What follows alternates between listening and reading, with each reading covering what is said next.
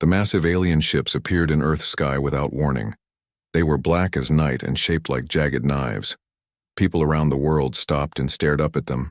Some ran in fear, others froze in shock. The world's television stations and internet feeds showed the same thing, strange vessels hovering over major cities. Admiral John Miller stood in the control center of North American Defense Command, watching as his officers scrambled around him. The room was filled with the sound of urgent voices and beeping computers. Large screens on the wall showed the alien ships from different angles. "Sir, we count 27 vessels in Earth orbit. The largest is over 4 miles long," said Lieutenant Paul Gray, looking up from his station. His face was pale. Miller nodded, his weathered face showing no emotion. At 58, he had seen many crises, but nothing like this. "Any response to our communications?" "None, sir. We've tried all frequencies and languages." Miller turned to his second-in-command, Colonel Samantha Reed. "What about our defenses?" Reed shook her head. "The missile systems are ready, but based on the size of those ships and their technology level, it would be like throwing rocks at a tank." On the main screen, one of the alien ships positioned itself directly over Washington, D.C. A strange blue light shot down from its center, touching the ground near the White House. "They're landing something," Lieutenant Gray said, his voice shaking slightly. The president called an emergency meeting in the underground bunker beneath the White House. Miller arrived by helicopter, passing through 3 security checkpoints, before entering the dimly lit room where the nation's leaders had gathered. "Admiral, what are we dealing with?" asked President Howard, his normally confident voice now tight with stress. "Unknown aliens with technology far beyond ours." Miller answered simply, "We have no effective defense against their ships." The Secretary of Defense spoke up. "Can we negotiate? Have they made any demands?" Before anyone could answer, a young aide burst into the room. "Mr. President, they're broadcasting on all channels worldwide." The large screen on the wall flickered to life. The image showed a creature unlike anything humans had seen before. It stood at least 8 feet tall with grayish-purple skin that looked like hardened armor. It had 4 eyes set and a face that reminded Miller of an insect, though the creature stood upright like a human. When it spoke, its mouth moved in strange ways, but the words came through clearly in English. "People of Earth, I am Commander Zex Kaltar of the Kranoth Empire. Your world is now under our protection and control. Resistance is not advised. We have destroyed 32 civilizations who refused our generous offer." The aliens' 4 eyes blinked in sequence. "Your leaders will meet with us in what you call Geneva in 24 hours. There we will explain the terms of your surrender and your new role within the Empire." The screen went dark. The room remained silent for several long seconds. "We need someone who can talk to them," the president finally said. "Someone with diplomatic experience who might find a peaceful solution." "I suggest Ambassador Eleanor Wright," said the Secretary of State. "She has negotiated peace in 3 major conflicts. If anyone can find common ground with aliens, it's her." While the meeting continued, Dr. Alan Davis sat in his lab at NASA's research facility in Houston. Unlike the politicians, he was excited. As a physicist specializing in quantum communications, he had been monitoring the alien broadcasts with his specialized equipment. "There's something strange in their transmission pattern," he muttered to himself, staring at the data on his screen. The waves showed unusual spikes at regular intervals, something he had seen before in his own experiments with quantum shielding. His assistant, Olivia Garcia, looked over his shoulder. "What does it mean?" "It means they're using quantum fields for their communications and probably their defenses too," Davis said, his eyes lighting up. "And if they're using the same frequency patterns I'm seeing here," he typed rapidly on his keyboard, pulling up his own research files. "Then what?" Olivia asked. Davis looked at her, a small smile forming on his face. "Then they might not be as invincible as they want us to believe." In Geneva, preparation for the meeting was underway. Ambassador Eleanor Wright arrived on a military flight, immediately taken to a secure hotel where she was briefed on what little they knew about the Kranoth. Wright was 62 years old with silver hair cut in a practical bob. She had negotiated with dictators, terrorists, and war criminals, but never aliens. Still, she approached this like any other negotiation. "They want something from us," she told her small team of advisors. "Otherwise, they would simply destroy us. Our job is to find out what they want and see if there's room to negotiate better terms." Meanwhile, at the Kennedy Space Center in Florida, Captain Diana Rodriguez received unusual orders. As commander of Earth's most advanced experimental spacecraft, the Defiance, she was told to prepare for an immediate secret mission. The Defiance wasn't a warship. It was designed for deep space exploration with experimental engines that could reach Mars in weeks rather than months. But now her superiors wanted her ready to leave Earth orbit with a small crew of specialists. "The orders came directly from Admiral Miller," explained General Williams during the secure video call. "You'll take the ship to the far side of the moon and await further instructions. Select only crew members you trust completely." Rodriguez understood the unspoken message. They were preparing a backup plan in case negotiations failed. When the Kreneth shuttle landed in Geneva, the world watched through news cameras. Ambassador Wright led the human delegation into the meeting, her face composed and professional despite the extraordinary circumstances. The Krenoth representative towered over the humans. His name was Draktor, a diplomat of their empire. Up close, his armor-like skin glistened under the lights and his movements were unnervingly quick for such a large being. "The terms are simple," Draktor stated after brief introductions. "Earth will provide 30% of its resources to the Empire. 10% of your population will serve as laborers on other worlds. In exchange, you receive our protection and limited self-governance." Wright kept her expression neutral. "And if we find these terms unacceptable?" All four of Draktor's eyes focused on her. "Then your major cities will be reduced to ash as a demonstration. After that, you will accept less favorable terms." He placed a device on the table that projected images of planets burning, cities in ruins. These civilizations also questioned our generosity. While the diplomats talked, Dr. Davis worked frantically in his lab, developing a theory about the Krenoth's technology. If he was right, their seemingly impenetrable shields had a fundamental weakness, one that humanity might be able to exploit.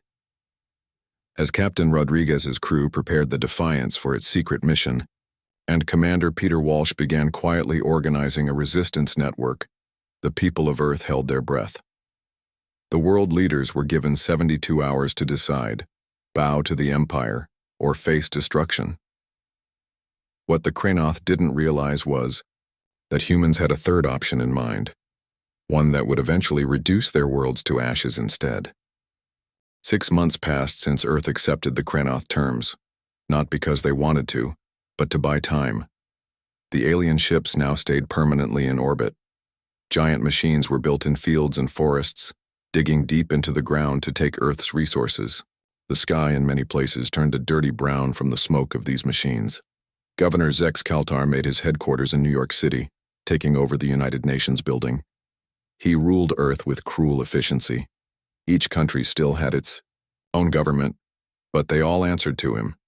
Anyone who spoke against the Krenoth disappeared. Lisa Harrison worked as a translator in the UN building. She was 32 years old, with light brown hair that she kept pulled back in a simple ponytail. Before the aliens came, she had been studying rare languages at a university. Now she helped the human diplomats talk to the Krenoth. But Lisa had a secret. She was part of the resistance, led by Commander Peter Walsh. At night, she copied Krenoth messages and plans, hiding them in a small device in her shoe. Each week, she passed this information to other resistance members during her morning jog in Central Park. "You're taking too many risks," Walsh told her during one of their rare face-to-face meetings. They sat on a park bench, pretending to be friends catching up. Walsh was a former Special Forces soldier with a shaved head and serious eyes. "Someone has to," Lisa replied, looking at the children playing nearby. Some of them would be taken soon to work on Krenoth worlds. "Have you heard anything from the outside?" By outside, she meant the secret fleet that had escaped Earth's orbit before the Krenoth blockade was complete. Few people knew about this last hope. Walsh was one of them. Nothing certain, but there are rumors that something is happening in the asteroid belt. Those rumors were true. Hidden among the thousands of rocks between Mars and Jupiter, Captain Diana Rodriguez and her crew had accomplished something amazing. They had built ships, small, ugly ships, but ships that could fight. The Defiance, Rodriguez's original vessel, now served as the command center for a growing fleet. Using automated mining robots to gather materials from the asteroids, and with the engineering genius of Frank Simmons, they had constructed 27 ships. Frank was in his 50s with a wild beard and hands always dirty from working with machines. "The ships aren't pretty," he told Rodriguez as they floated in zero gravity, looking at their newest creation, "but they'll do the job." The job was to fight back. Each ship carried weapons designed by Dr. Alan Davis, based on his discovery of the Krenoth's weakness. He called them quantum resonance torpedoes. Their shields operate on a specific frequency, Davis explained to the pilots and crew. He was thin and pale from months without sunlight, living inside the asteroid bases. "Our torpedoes match that frequency exactly. In theory, they should pass right through the shields as if they weren't there." "In theory?" asked Lieutenant Kyle Phillips, one of the pilots. "We haven't exactly had a chance to test them on actual Krenoth ships," Davis admitted. Back on Earth, things were getting worse. The Krenoth were taking more people than originally agreed. Fields that once grew food now stood empty, as farmers were forced to work in the resource extraction facilities. Governor Zex Kaltar grew frustrated with small acts of sabotage that kept happening. Machines would break mysteriously. Shipments would go missing. Workers would suddenly become sick. He knew humans were behind it but couldn't catch them. "Make an example," ordered Emperor Mazkaloth during their regular communication. The Emperor's face filled the screen in Zex Kaltar's office, his four eyes blinking in anger. "Destroy one of their cities. Show them the cost of defiance." Zex Kaltar chose Seattle. Without warning, 3 Krenoth ships positioned themselves over the city one morning. The millions of people there had no time to escape. Lisa was in the command center when the order was given. She watched in horror as the ships fired energy beams down on the city. Buildings melted. The ground turned to glass. In minutes, Seattle was gone. "Broadcast the images worldwide," Zex Kaltar ordered. "Let all humans see what happens to those who resist." That night, Lisa cried as she copied the most important information she had ever found. The Krenoth ships would be gathering soon for a special ceremony at their home planet. Their defenses would be weaker than usual. And she had found the coordinates of the Krenoth homeworld. Commander Walsh received her message 2 days later. His hands shook as he read it. This was what they had been waiting for. Now they just needed to get this information to the hidden fleet. In the asteroid belt, Captain Rodriguez was running a battle drill when her communications officer called her to the command room. "We're receiving a coded transmission from Earth," said Officer Ben Wilson. "It's using the emergency protocol we established before leaving." Rodriguez read the message, then called her officers together. "We have the location of the Krenoth homeworld," she announced, "and in 3 weeks most of their fleet will be gathered there for some kind of religious ceremony." Frank Simmons spoke up. "Are the ships ready?" "They'll have to be," Rodriguez replied. "We won't get a better chance than this." Dr. Davis entered the final targeting calculations into the weapon systems. The quantum resonance torpedoes would be tuned exactly to the frequency used by the Krenoth shields. If his theory was correct, they would cut through the alien defenses like they weren't even there. On Earth, Walsh prepared the resistance for global action. Every major extraction facility would be attacked simultaneously when the signal came. His people planted explosives and prepared weapons, all hidden from Krenoth sensors. Lisa continued her dangerous work, gathering any last pieces of useful information. She knew that if the Krenoth discovered her, death would be the kindest outcome. But the memory of Seattle burning kept her going. As the hidden fleet prepared to leave the asteroid belt, using the fold space technology that Dr. Davis had developed, Governor Zex Kaltar received a troubling report. "Unusual energy readings in the asteroid belt," said his security chief. "It could be nothing, but send a scout ship to investigate," Zex Kaltar ordered. "The humans are planning something, I can feel it." The scout ship departed, but it was already too late. Captain Rodriguez gave the order, and the human fleet disappeared into fold space, heading for the Kranoth homeworld. The counterattack had begun. Soon the Kranoth would learn that humans would not bow. They would fight back, and the consequences would be devastating. The human fleet moved through fold space, a strange realm where normal rules didn't apply. Light streaked past the ships in all colors. Time felt both fast and slow. Captain Diana Rodriguez had never experienced anything like it. None of them had. Dr. Davis's technology was completely new, based partly on things he had learned from studying Kranoth communications. How much longer? Rodriguez asked, standing on the bridge of the Defiance. Her dark hair was cut short for practicality, and her uniform was worn from months in space. "We should exit fold space in about 6 hours," replied Officer Ben Wilson from his console. "Assuming the calculations are correct." "They're correct," Dr. Davis said. He looked tired, but confident. He hadn't slept in 2 days, checking and rechecking his work. "We'll arrive just outside the Kranoth home system. From there, we'll have about 20 minutes before their sensors detect us." Lieutenant Kyle Phillips spoke up from the weapons station. "And our torpedoes? Will they work?" "They'll work," Davis said. But his eyes showed a flash of doubt. The quantum resonance torpedoes were based on sound theory, but they had never been tested against actual Kranoth shields. Rodriguez looked around at her crew. They were an unusual mix of military personnel and civilians with special skills. All volunteers, all knowing this might be a one-way trip. "Get some rest," she ordered. "All of you. I need everyone sharp when we arrive." Back on Earth, Commander Peter Walsh moved through the underground tunnels beneath New York City.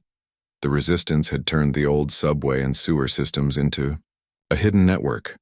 Walsh met with cell leaders from around the world using secure video links. "Everyone knows their targets?" he asked the group of 20 men and women on the screens before him. They represented resistance groups from every continent. They all nodded. Each group would attack Kranoth extraction facilities in their region when the signal came. If the fleet succeeded in their mission, Earth would rise up all at once. "What if the fleet fails?" asked Maria Cortez, the leader of the South American resistance. Walsh's face remained calm, but his eyes hardened. "Then we fight anyway. Better to die standing than live on our knees." In the Kranoth headquarters, Lisa Harrison translated documents and conversations as always. But her heart beat faster than normal. She knew what was coming. The Resistance had not told her exactly when the attack would happen, for her own safety. But she knew it would be soon. Governor Zex Kaltar entered the translation office, his large frame making the human-sized door seem small. Lisa and the other translators stood immediately as required. "The scout ship we sent to the asteroid belt has not reported back," Zex Kaltar said to his security chief, who followed behind him. "Prepare 3 warships to investigate." Lisa kept her face blank, but her mind raced. The scout ship must have found something, perhaps traces of the human fleet. But if they were already gone— "Governor," she said, bowing her head respectfully, "may I help translate the orders for the ship?" "Captains?" Zex Kaltar's 4 eyes turned to her. "Yes, come." This was a chance to learn more and perhaps delay things. She followed the governor and his security chief to the command center. In space, the human fleet prepared to exit fold space. Frank Simmons moved from ship to ship, making final checks on the engines and weapon systems. Though the fleet had been built from scavenged asteroid materials, Simmons was proud of his work. "They're not pretty," he told a young engineer on one of the smaller ships, "but they're strong like us." The young man nodded, looking out a viewport at the strange colors of fold space. "Do you think we can win?" Simmons stroked his wild beard. "The Kranoth have ruled for centuries because no one found their weakness. We have. That gives us a chance." Dr. Davis, back on the Defiance, made final adjustments to the targeting computers. The quantum resonance torpedoes would be useless if they couldn't hit their targets. The Kranoth homeworld would be heavily defended even with many of their ships away.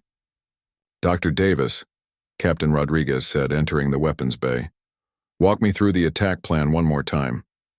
Davis pulled up a holographic display showing the Kreenoth home system.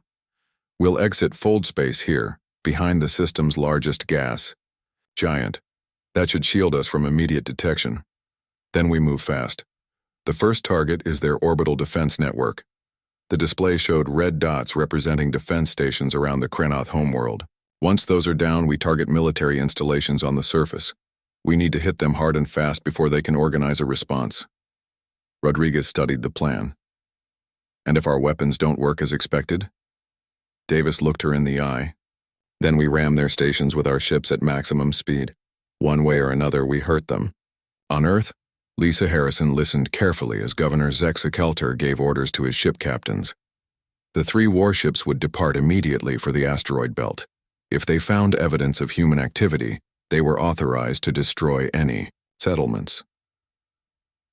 What the governor didn't know was that the scout ship had actually found the human fleet, just as it entered fold space. The scout had sent a brief message before being destroyed by the fleet's rear guard, but that message had been delayed reaching Earth due to resistance interference with Kreenoth communications. Lisa needed to warn Commander Walsh. When her shift ended, she walked calmly through the security checkpoints, her face showing nothing unusual. But in her mind, she was already composing the warning message. As she reached the street, a hand grabbed her arm. She turned to see one of the governor's security officers. "You are needed back inside," he said, his grip painfully tight. "The governor has questions about your translations." Lisa's blood ran cold. Had she been discovered? In the fold space, the human fleet reached the final countdown. 1 minute to exit, Officer Wilson announced on the Defiance's bridge. Captain Rodriguez took her command chair. "All ships, battle stations, weapons hot immediately upon arrival." Throughout the fleet, men and women moved to their positions. Some prayed. Others checked their equipment one last time. All felt the weight of what they were about to attempt. Exit in 5, 4, 3, 2, 1. The strange colors of fold space vanished, replaced by normal space. Before them loomed a massive gas giant, swirling with storms. And beyond it, barely visible, was a greenish-blue planet surrounded by space stations and ships. The Kreenoth homeworld. "We made it," Dr. Davis said, his voice filled with wonder. "The calculations worked." Captain Rodriguez allowed herself one brief smile. "That's step 1. Now for the hard part." She opened a channel to all ships. "This is Captain Rodriguez. Remember Seattle. Remember all the people taken from Earth. Today we show the Kreenoth that humans don't bow to empires. We fight back." She nodded to Officer Wilson. "Begin the attack run." The 27 human ships moved out from behind the gas giant, accelerating toward the Kreenoth homeworld. For several precious minutes, they went undetected. Then alarms began to sound on Kreenoth defense stations. The first battle for humanity's freedom had begun. The human fleet raced toward the Kreenoth homeworld. On the lead ship Defiance, Captain Rodriguez watched as the enemy defense stations finally noticed them. "They're powering up weapons," Officer Wilson reported. His voice was steady despite the danger. "Time to see if Dr. Davis's torpedoes work," Rodriguez said. "All ships target the nearest defense stations. Fire when ready." Lieutenant Kyle Phillips pressed the launch button. "Torpedoes away." From the Defiance and 4 other ships, the quantum resonance torpedoes shot forward. They looked like normal missiles with a strange blue glow around them. The Kreenoth defense stations fired energy beams at the incoming torpedoes, but the beams passed through them without effect. Everyone on the bridge held their breath as the torpedoes reached the first station's shields. For a moment, nothing seemed to happen. Then the torpedoes passed through the shields as if they weren't there and struck the station directly. The explosion was massive, tearing the station apart. "It worked!" Dr. Davis shouted, jumping from his seat. The quantum frequency match worked. More torpedoes launched from the human ships, each finding its target.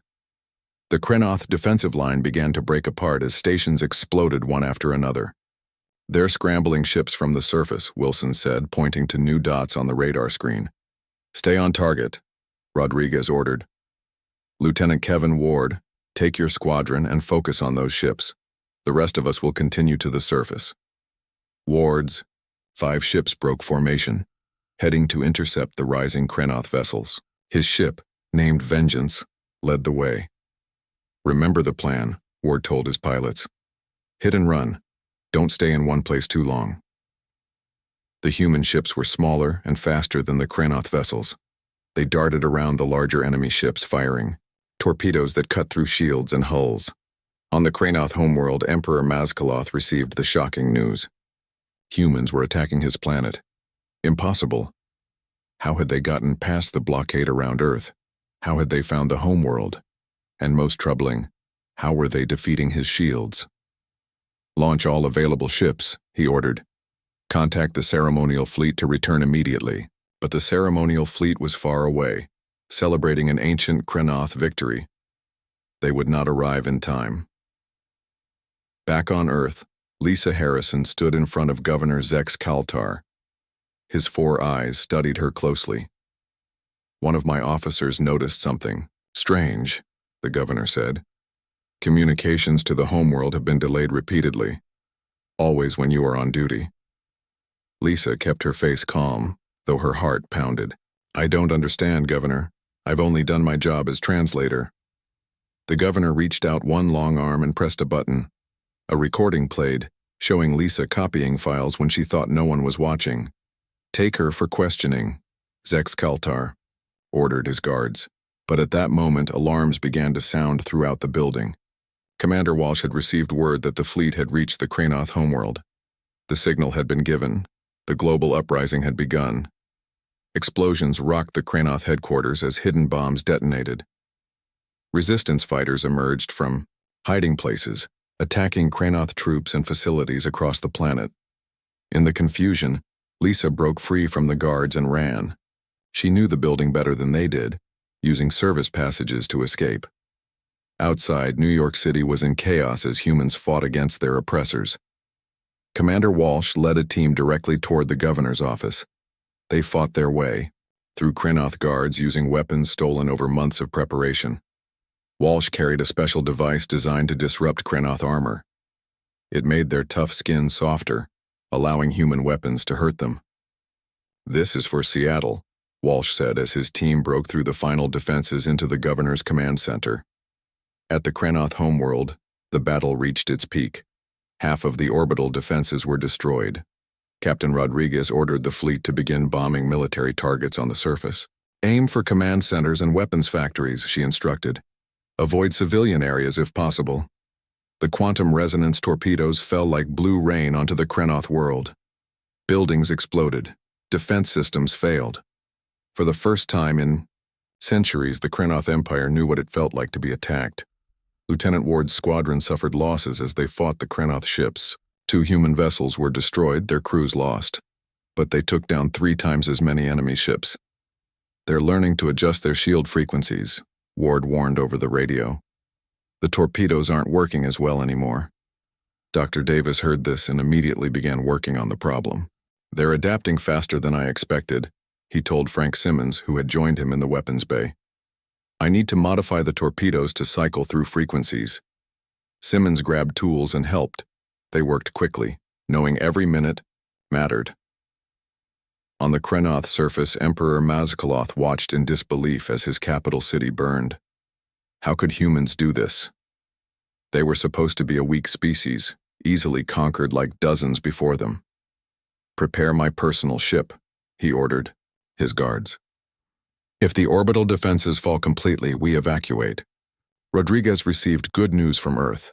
The resistance had risen up. They had captured several Krenoth facilities and were fighting for control of others.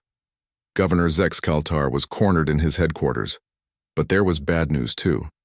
The Krenoth ceremonial fleet had changed course and was returning. They would arrive in hours, not days as expected. The human fleet didn't have enough torpedoes to fight another full fleet. We need to finish this quickly, Rodriguez told her officers. Prepare the final attack run. The plan was to hit the main government district where the Krenoth leadership was located. If they could capture or kill the Emperor, perhaps the Krenoth would surrender. As the Defiance led the remaining ships toward the final target, Dr. Davis rushed onto the bridge.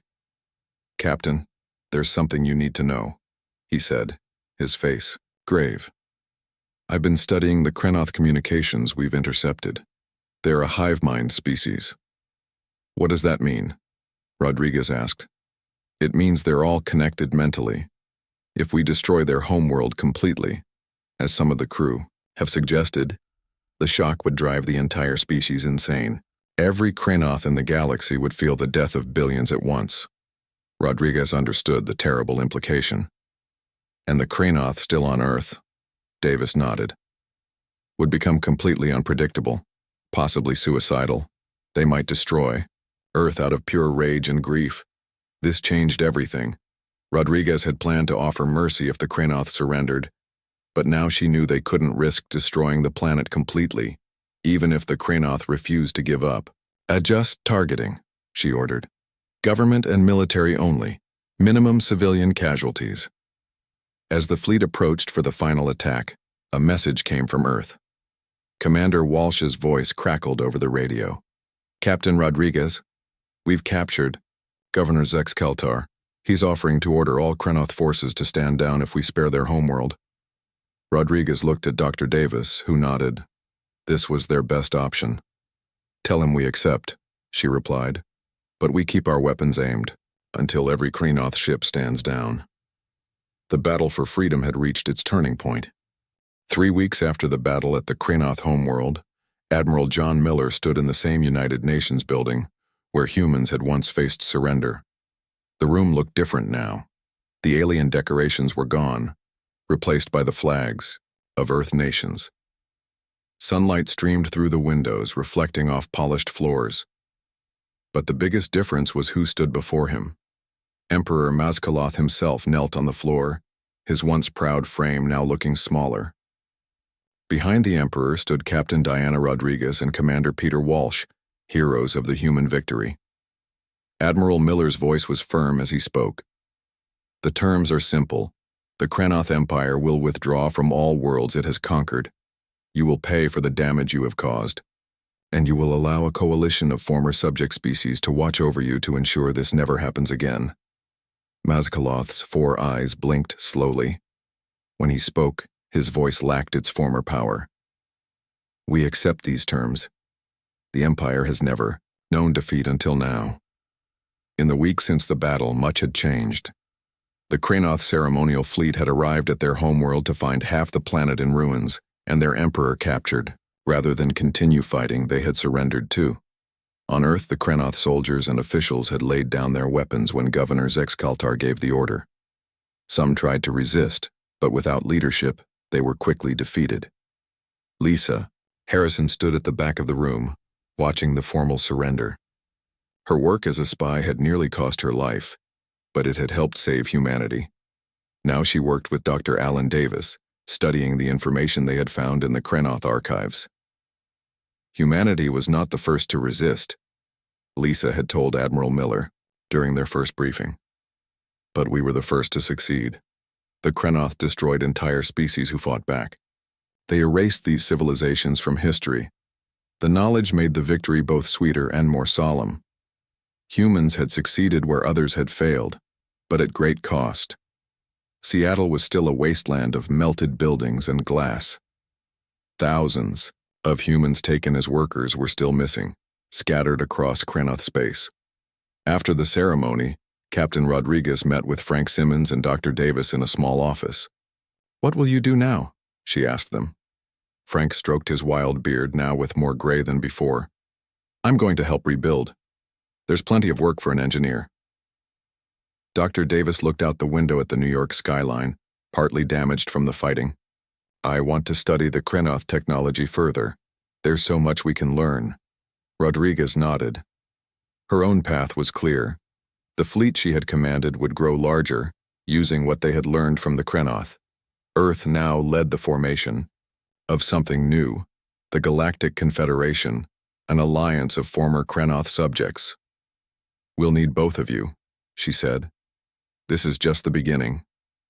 In the weeks that followed, humanity began the hard work of rebuilding. The Krenoth extraction facilities were dismantled. The land was cleaned and replanted, Cities damaged in the fighting were repaired, with new buildings rising alongside the old. But the biggest changes were happening in space. The secret fleet that had hidden in the asteroid belt was now joined by ships from other freed worlds. Aliens who had suffered under Kranoth rule came to Earth, eager to meet the species that had broken the Empire. Commander Walsh, now General Walsh, coordinated security for these new visitors. Some humans were afraid of all aliens after the Kranoth experience. Walsh worked to show that most species were peaceful and had also been victims.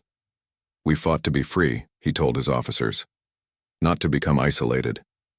Lisa Harrison found her language skills in high demand. As representative of Earth's diplomatic corps, she met with delegates from 20 different species. Each had their own story of Kranoth oppression. Each wanted to thank humanity for their freedom. At one such meeting, she met Kralvex, a tall, blue-skinned alien whose people had nearly been wiped out by the Kranoth a century earlier. "Some among my people wonder if humans showed too much mercy," Kralvex said. "The Kranoth destroyed entire civilizations. Perhaps they deserve to have their world reduced to ashes, as your title suggested." Lisa considered this. The question had been debated many times since the victory. "We didn't fight to become like them," she answered. "We fought so no species would ever have to make the choice between submission and extinction again." These words spread across the stars as more worlds joined the Confederation. A phrase began to echo among newly liberated planets: "Bow to no empire. Stand with humanity." The Kranoth, humbled and contained, watched as humans helped rebuild worlds they had devastated. Their empire was gone, their military dismantled except for defensive ships. Some Kranoth accepted this new reality. Others secretly plotted revenge. But they would find a very different galaxy waiting if they ever tried to rise again. On the one-year anniversary of the victory, Admiral Miller stood on a stage in Washington, D.C. Behind him was a memorial to those lost in the war. Before him stretched a crowd of thousands, humans and aliens standing together. "We were given a choice," Miller said. "Bow or be destroyed. We chose a third option, to fight for freedom not just for ourselves but for all sentient beings." The crowd cheered. Among them, Lisa Harrison stood next to Dr. Davis and Frank Simmons. Captain Rodriguez was there too, in her new uniform, as fleet commander of the Confederation. "What do you think happens next?" Lisa asked her friends. Frank looked up at the sky, where ships from a dozen worlds could be seen in orbit. "We build, we explore, we make sure this never happens again." Dr. Davis smiled. "And we learn. There's a whole galaxy out there, filled with science and knowledge we've never dreamed of." Rodriguez's answer was simpler. "We live free." As the ceremony ended, Ambassador Eleanor Wright, now serving as the Confederation's first chancellor, looked out at the rebuilt skyline of Washington. She remembered the day the Kranoth ships had first appeared. They had underestimated humanity, believing them to be just another species that would break under imperial might. The Empire had asked humans to bow. Humans had reduced their worlds to ashes instead. And then, in the greatest surprise of all, they had helped them rebuild from those ashes. The stars awaited. Humanity's story among them was just beginning.